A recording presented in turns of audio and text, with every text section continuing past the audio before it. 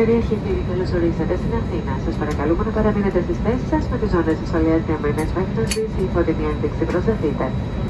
Πριν την αποβίβασή σας, παρακαλούμε να ανοίξετε τα τηλέφωνα με προσοχή για να μην πέσουν αντικείμενα και τη συνεχεία έλεξη της θέτες των καθισμάτων και εξετασμένα είδη.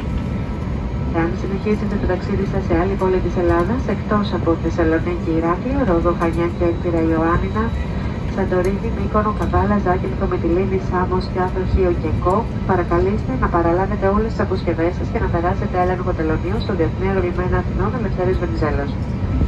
Σε συνεργασία με την HERS προσφέρουμε 15% έκπτωση στην ενοικίαση ηλεκτρικών αυτοκινήτων μόνο με την επίδειξη της κάρτας επιβίβασης στο σημείο εξυπηρέτησης της HERS. Στις περιπτώσεις μας με κάθε ενοικίαση οποιοδήποτε αυτοκινήτου προσφέρουμε ως και 1.500 μίλια επιστράτευση στα μέλη του Milestone Bonus. Εκ μέρους του πληρωμένου πληρώματος ευχαριστούμε που πετάξετε με την Aegean, μέλος της Air Alliance, και σας ευχόμαστε μια ευχάριστη ημέρα. Γεια σας και καλή διαμονή. Για όσους συνεχίζετε